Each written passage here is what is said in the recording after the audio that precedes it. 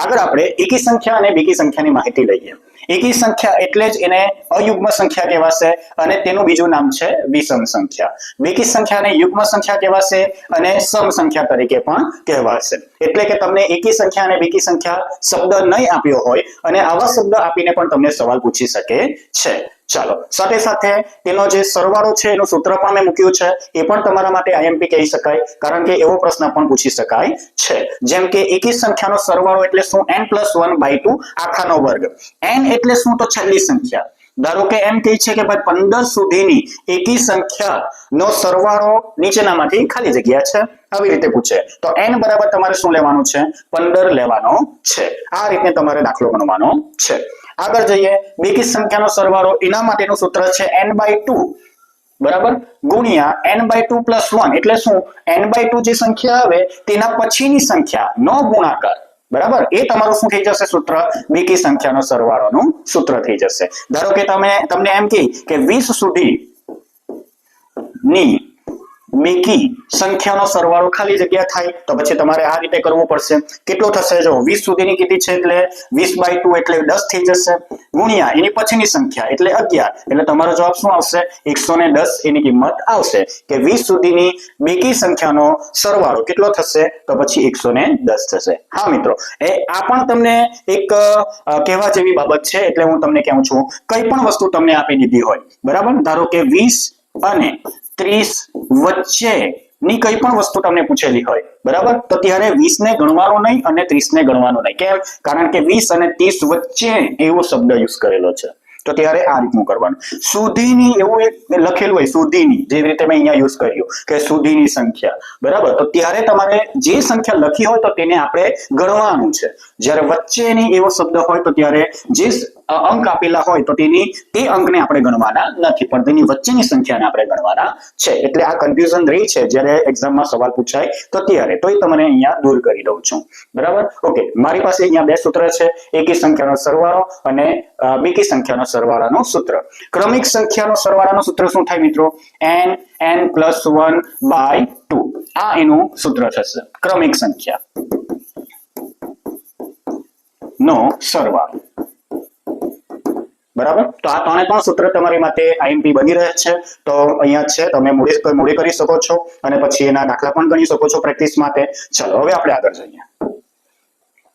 સ્થાન કિંમત અને સ્થૂળ કિંમતની વાત કરીએ. સ્થૂળ કિંમત એટલે જ એને મૂળ કિંમત પણ કહેવાશે અને એને દાર્શનિક કિંમત પણ કહેવાશે. આવો શબ્દ યુઝ થાય તો તમારે કંઈક કન્ફ્યુઝનમાં નથી રહેવાનું અને આવા શબ્દને તમારે યાદ રાખવાનું છે કે એટલે શું થશે?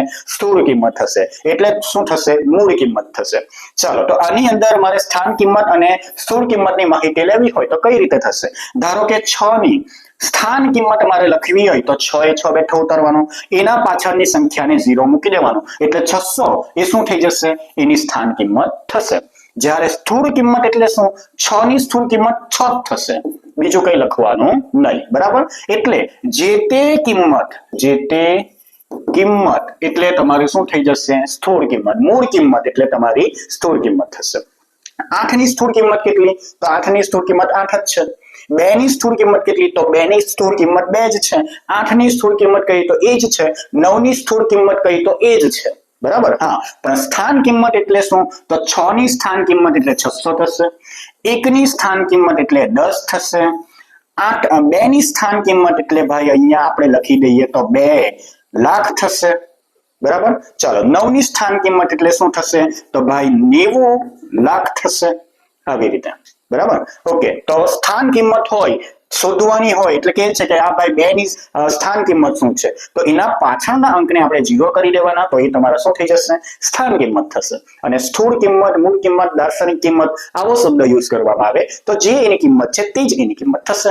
બરાબર, એકદમ સહેલી વસ્તુ છે, પણ એકવાર જોઈ જઈએ તો પછી આપણને કઈ કન્ફ્યુઝન નહીં રહે. આગળની ચર્ચા કરીએ.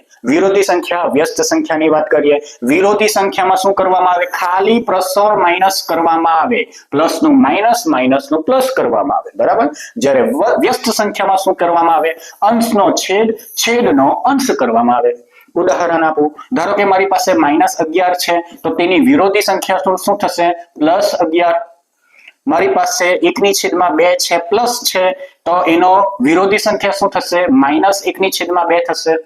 મારી પાસે અહીંયા -3/5 છે તો એનો વિરોધી સંખ્યા શું થશે +3/5 ખાલી ચિહ્ન બદલવાના છે મિત્રો બરાબર વ્યસ્ત સંખ્યા એટલે શું ધારો કે મારી પાસે 3/5 છે તો એનો વ્યસ્ત શું થશે 5/3 થશે તે જ પ્રમાણે ધારો કે મારી પાસે -11/7 છે તો એનો વ્યસ્ત શું થશે -7/11 બરાબર આ રીતે -7/11 એનો જવાબ આવશે ઓકે તો આ રીતનું છે હવે તમને પૂછાય કે ભાઈ 5/3 ક્યાં તો પછી 5/8 ની વિરોધીની વ્યસ્ત શોધો આ રીતનો સવાલ પૂછે તો શું કરવાનો એનો વિરોધી 5/8 છે તો એનો વિરોધી શું થઈ જાય તો -5/8 પણ એનો વ્યસ્ત શોધવાનો છે તો એનો વ્યસ્ત શું થઈ જશે -8/5 થઈ જશે આ તમારો છેલ્લો જવાબ આવશે આ રીતના તેનું સોલ્યુશન કરવાનું શું યાદ રાખવાનું છે વ્યસ્ત એટલે ખાલી અંશનો છેદ છેદનો અંશ થશે જ્યારે વિરોધી સંખ્યા એટલે શું થશે પ્લસનો માઇનસ માઇનસનું પ્લસ થશે બરાબર ચાલો આગળ જઈએ શુદ્ધ અને અશુદ્ધ અપૂર્ણાંક આના પરથી જ આપણે શોધી કાઢીએ એટલે કે શીખી જઈએ ધારો કે મારી પાસે છે ભાઈ 3/5 આયુર્વાદ લઈ લો બરાબર આને કેવો અપૂર્ણાંક કહેવાશે અને એનો વ્યસ્ત છે 5/3 તો આને કેવો અપૂર્ણાંક કહેવાશે તો એની ચર્ચા કરીએ બરાબર જ્યારે પણ ડાયરેક્ટ આપણે શીખી શકીએ છીએ કે ગોખી શકીએ છીએ કે ભાઈ આવું આવે તો ત્યારે એને શુદ્ધ કહેવાશે અને આવું આવે તો ત્યારે તેને અશુદ્ધ કહેવાશે જેમ કે નીચે મોટી સંખ્યા હોવી જોઈએ અને ઉપર નાની સંખ્યા હોય તો તેને શું કહેવાશે શુદ્ધ અપૂર્ણાંક કહેવાશે બરાબર ચાલો જ્યારે ઉપર મોટી સંખ્યા હોય અને નીચે નાની સંખ્યા હોય તો તેને શું કહેવાશે અશુદ્ધ અપૂર્ણાંક કહેવાશે બરાબર અર્થ શું છે આ શુદ્ધ અપૂર્ણાંક એટલે શું ચોખ્ખો છે ચોખ્ખો એટલે શું તો જોજો ધારો કે મેં એક આકૃતિ દોરી નીચેની સંખ્યા કેટલા ભાગ પાડવાના હંમેશા બરાબર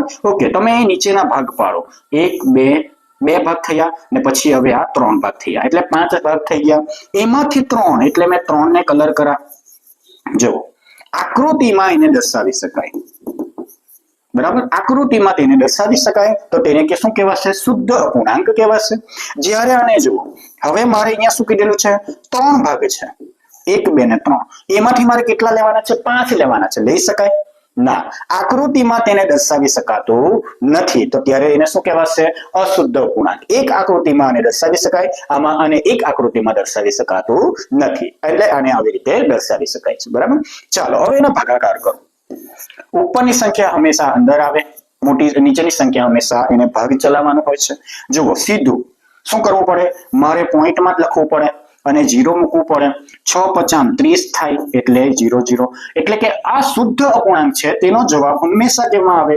દશાંશમાં આવશે બરાબર ઓકે હવે આની ચર્ચા કરો હવે જો 5 નીચેનો અંક આપણે ભાગાકાર કરવો પડે 3 * 3 2 વધ્યા 3 * 3 હવે અહીંયા શું થઈ ગયું તો 2 વધ્યા એટલે આપણે એને શું લખી શકીએ એક પૂર્ણાંક 2/3 આવી રીતે એને લખી શકીએ અને આ શું છે મિશ્ર સંખ્યા છે બરાબર ઓકે એટલે કે અશુદ્ધ અપૂર્ણાંકને આપણે કેમાં લખી શકીએ છીએ જેનો જવાબ કેમાં લાવી શકીએ છીએ મિશ્ર અપૂર્ણાંકમાં લાવી શકીએ છીએ હા પોઈન્ટ કરીને પછી એનો જવાબ દશાંશમાં પણ લાવી શકીએ છીએ એટલે મેં અહીંયા લખી શકું છું દશાંશ બરાબર ટૂંકમાં અશુદ્ધ અપૂર્ણાંકને આપણે મિશ્ર સંખ્યામાં પણ અને દશાંશ અપૂર્ણાંકમાં પણ ફેરવી શકીએ છીએ જ્યારે શુદ્ધ અપૂર્ણાંકને આપણે ડાયરેક્ટ શું કરી શકીએ દશાંશ અપૂર્ણાંકમાં ફેરવી શકીએ છીએ આમાં મિશ્ર સંખ્યા આવશે નહીં બરાબર એટલે કે આ શુદ્ધ અપૂર્ણાંકને આપણે મિશ્ર સંખ્યામાં ફેરવી શકીશું નહીં આવશે હા હવે આ જે છે તેને આપણે આકૃતિમાં ફેરવી શકીએ છીએ શું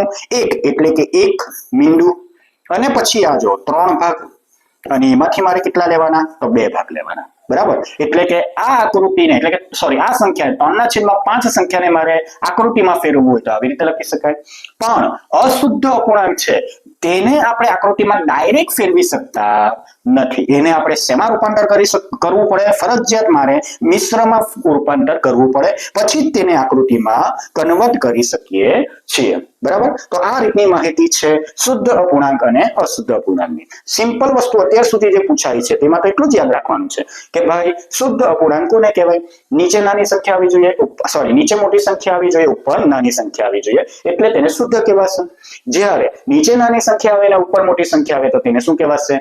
અશુદ્ધ અપૂર્ણાંક કહેવાશે. બરાબર મિત્રો, તો આ પેજ પર પણ ઘણી એવી માહિતી છે કે જે ટેટ 1 પરીક્ષામાં પૂછાવા લાયક છે. આગળની ચર્ચા કરીએ.